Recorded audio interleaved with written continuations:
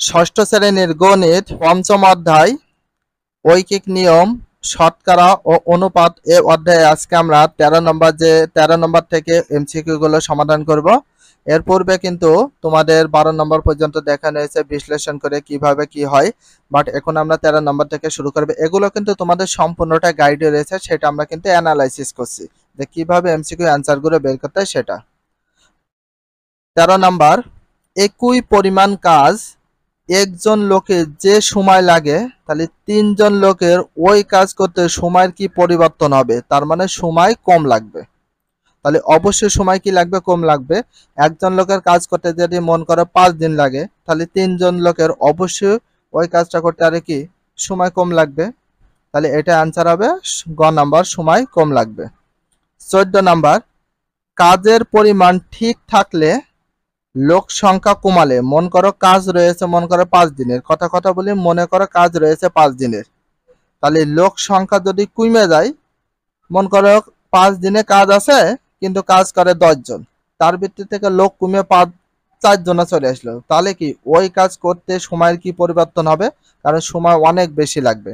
এই যে এই জন্য দিয়েছে সময় বেশি লাগবে। একটু বোঝো, কাজের পরিমাণ ঠিক ঠিক থাকলে মানে কাজ ঠিক রয়েছে, লোক সংখ্যা কমে গিয়েছে, কারণ হচ্ছে যে কাজ করতে মনে করো 10 দিন সময় লাগছিল, কথা বলি, মনে করো 10 দিন সময় লাগছিল, লোক সংখ্যা ঠিকই রয়েছে কিন্তু কাজ ঠিকই রয়েছে, একই পরিমাণ কাজ রয়েছে কিন্তু লোক সংখ্যা কি হয়েছে? কমে গেছে, তাহলে কি হবে? সময় বেশি লাগবে।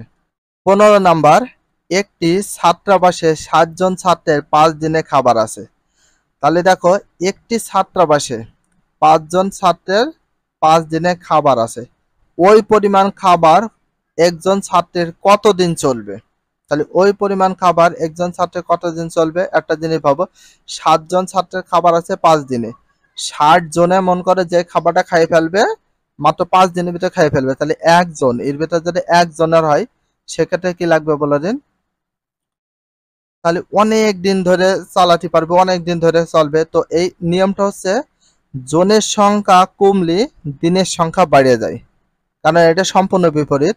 আর জনের সংখ্যা বাড়লে দিনের সংখ্যা কমে, এর বিপরীত হবে। যেমন দেখো, মন করো 60 জন লোক আছে, তার খাবার আছে 5 দিনের, তাহলে কয় দিনে? 5 দিনে।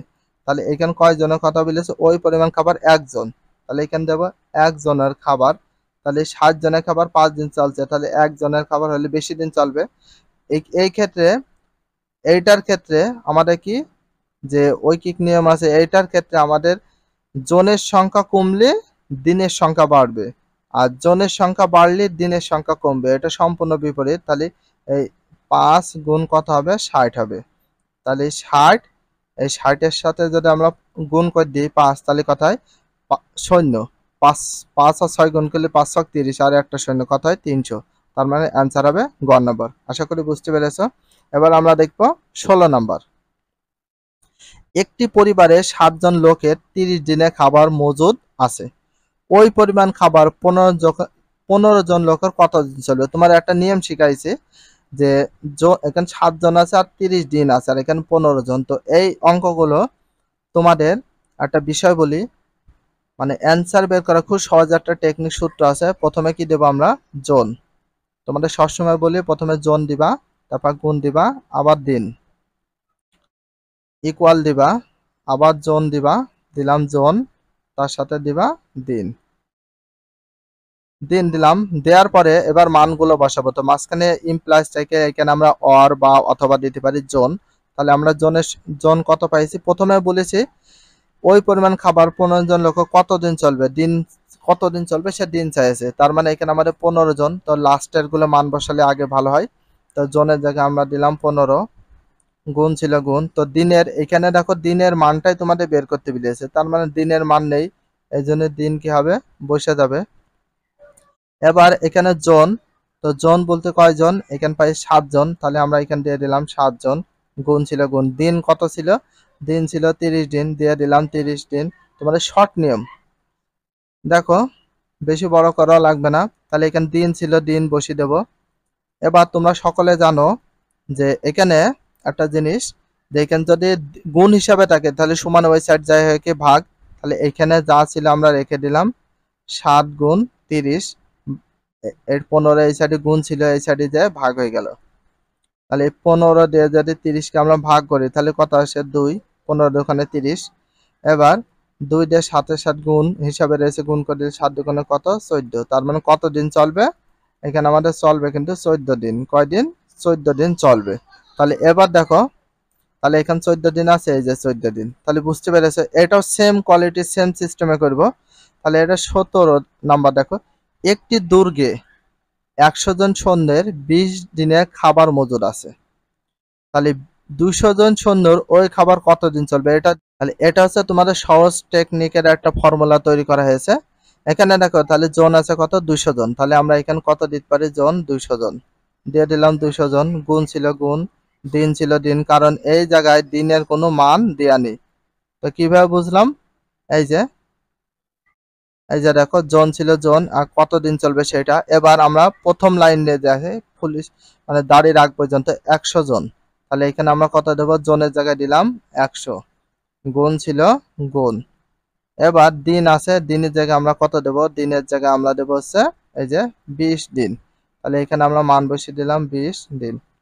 এবার বলি, এখানে 200 কি হিসাবে ছিল, গুণ, ওই সাইডে দেওয়া হবে ভাগ। তাহলে দিন ছিল দিন আমরা রেখে দিই, তাহলে দিন রেখে দিলাম। এখানে 100 গুণ 20। এবার এই 200 এই সাইডে এসে কি হয়ে যাবে, ভাগ হয়ে যাবে। গুণ হিসাবে ছিল, ভাগ হয়ে গেল। এবার বলি, এই শূন্য কাটলাম। তো 20 দিয়ে যদি আমরা এইটাকে ভাগ করি, 20 দিয়ে যদি 100 কে ভাগ করি কত হয়, 5 কুড়ি কত হয় 100। তাহলে অতএব এখানে দিন ছিল দিন রেখে দিলাম। তাহলে এখানে যা মান বেরোবে সেটা দিন বের হবে। তার মানে এখানে থাকছে কত 2 আর 5, কত হয় 5 দোকানে 10। তাহলে কয়দিন পেলাম আমরা 10 দিন। তাহলে এটার অ্যান্সার হবে কয়দিন, দেখো 10 দিন। এই যে তোমাদের সহজ একটা টেকনিক, এই টেকনিকটা কেউ শিখায় না, অনেকে জানে না হয়তো বা। এবার এটা দেখো কি বলেছে, কোনো পরীক্ষায় একজন শিক্ষার্থী মোট 600 নম্বরের মধ্যে, তাহলে মোট নাম্বার কত 600, সে পাইলো কত 510 নম্বর পেল। সে শতকরা কত নম্বর পেল সেটা তোমার বের করতে হবে। সে শতকরা কত নম্বর পেয়েছে সেটা অবশ্যই তোমাদের বের করতে হবে। চলো আমরা শুরু করি। এখানে তাহলে সে শতকরা কত নম্বর পেল, তো শতকরা মানে পার্সেন্ট, তো পার্সেন্টেজ আসবে। এখানে তোমাদের ফার্স্ট টাইমে জানতে হবে এই কোয়ালিটি যত অঙ্ক আছে আমরা শর্ট নেমে করব। দেখো, কোনো পরীক্ষায় একজন শিক্ষার্থী মোট 600 নাম্বারের মধ্যে সে 510 নাম্বার পেল। টোটাল নাম্বার ছিল কত 600, আর পেয়েছে কত 510। তোমাদের একটা বিষয় বলি, তোমরা সকলে জানো, যখন আমরা কোনো পরীক্ষা দিই 100 মার্কের, মন করো আমরা পরীক্ষা দিয়েছি গণিত পরীক্ষা, 100 মার্কের ভিতর যদি আমরা 20-25 মানে করো আমরা 100 মার্কের ভিতর 40 পাইছি, তাহলে সে নাম্বারটা দেওয়ার নিয়ম কি, 40 বাই কত 100, এটা নিয়ম। তাহলে আমরা 100-র ভিতরে পাইছি কত 40 নাম্বার। তো এইভাবে তোমাদের কি করতে হবে, দেওয়ার নিয়ম। বাট তাহলে এখানে দেখো, সে 600 নাম্বার মধ্যে পেলে কত 510 নাম্বার। তাহলে কত নিচে কত যাবে 600, এটা মোট নাম্বার, আর উপরে কত যাবে, পেয়েছে কত 510, দিয়ে দিলাম 510। এবার শতকরা বলেছে, আর শতকরা বললে কি হয়, গুণ হয়। তো গুণটা আমরা প্রথমে দিতে পারি অথবা শেষেও দিতে পারি। তাহলে শতকরা বললে যেহেতু গুণ হয়, তাহলে আমরা একটা কাজ করতে পারি, আমরা প্রথমে অথবা শেষে যেখানে ইচ্ছা দিতে পারি। শতকরা বললে কি হয়, গুণ, আর শতকরা মানে কত গুণ, 100 গুণ।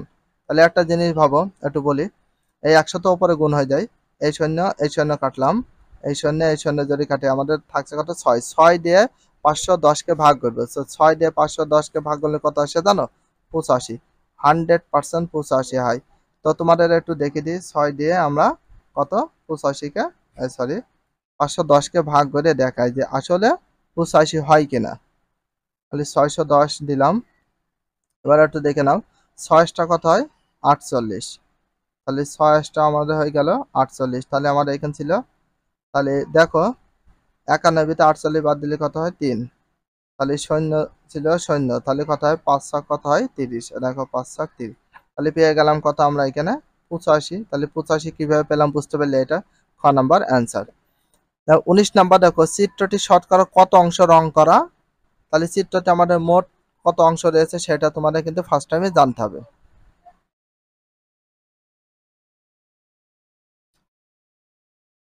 এখানে দেখো শতকরা কত? 1 2 3 4 5 6 7 8 9 10 11 12 13 14 15 16 17 18 19 20।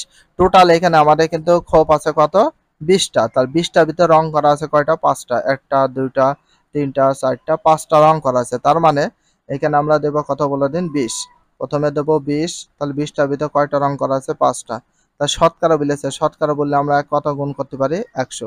তো 5 গুণ কর মানে 100 কার গুণ? 5 গুণ। তো এবার দেখো 20 দিয়ে যদি আমরা 100কে ভাগ করে কত? 5 করি 100, তাহলে এই 5-এর সাথে 5 গুণ করলে কত হয়? 25। তাহলে আমরা পেয়ে গেলাম কত পার্সেন্ট? 25%। তো এখানে দেখো 25% কোনটা আছে? যে 19-এর গ নাম্বার অ্যান্সার। আশা করি বুঝতে পেরেছো। তার পরবর্তী আমরা এমসিকিউটা দেখি, 20 নাম্বার এমসিকিউ। তো তো ফার্স্ট টাইমে তোমাদের কি করতে হবে? যে কোশ্চেনটা একটু পড়ে নিতে হবে। আর কোশ্চেন না পড়লে কখনো বুঝতে পারবে না যে কোন অঙ্কটা কমন এসেছে কি আসেনি। তাহলে 20 নাম্বারটা দেখো, মিঠু গণিত পরীক্ষায় 100 নাম্বারের মধ্যে 85 নাম্বার পেল। তাহলে 100 নাম্বারের ভিতরে পেয়েছে কত? 85 নাম্বার। সে শতকরা কত নাম্বার পেল? তাহলে তোমাদের কয় নাম্বারের ভিতরে পেয়েছে? 100 নাম্বারের ভিতরে 85 পেয়েছে। তাহলে এটা দেওয়ার নিয়ম তো তোমাদের বললাম, যে প্রথমে 100-র ভিতরে কত পেয়েছে? 85। যেটা পেয়েছে সেটা যাবে কোথা? উপরে। আর কতর ভিতরে পেয়েছে? 100-র ভিতরে, সেটা যাবে নিচে। আর শতকরা বললে 100 গুণ হয়। আর এই গুণটা কোথায় হয়? ওপরের সাথে হয়। তো এই শূন্য, এই শূন্য, এই শূন্য, এই শূন্য কেটে দিলাম।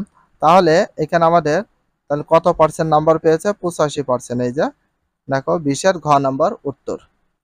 21 নাম্বার দেখো, শতকরা প্রতীক নিচের কোনটি? শতকরা প্রতীক আমরা ভাগ, এটা না, কোলন আছে বা ইস্টু আছে, অনুপাত, তারপরে অতএব আছে। তার মানে এটা খ নাম্বারটা 100%, এটা হচ্ছে পার্সেন্ট চিহ্ন, যেটাকে বলে শতকরা প্রতীক, হার প্রতীক বলা হয়। 22 নাম্বার দেখো, পার্সেন্ট চিহ্ন দ্বারা নিচের কোনটিকে বোঝানো হয়? তো পার্সেন্ট চিহ্ন দ্বারা অবশ্যই এটাকে বোঝানো হয়। কিভাবে হয়, কেমন ভাবে হয়, সেটা তোমাকে একটু বোঝাই। তো আমাদের মনে করো ড্যাশ, মানে এখানে কোনো ড্যাশ ফাইস দেয় না, পার্সেন্ট চিহ্ন দ্বারা নিচে কোনটি বোঝায়? তো পার্সেন্ট বলতে কয় পার্সেন্টকে বোঝায়? 1। আর এটার নিয়ম কি? এখান থেকে সংখ্যা থাকে সেটা যায় উপরে, আর এখান থেকে এটা থাকে সেটা আসে নিচে। এটা হচ্ছে কিন্তু উদ্দেশ্য, মানে নির্দিষ্ট একটা নিয়ম। তাহলে আমাদের কি হয়ে যাবে? 1/100।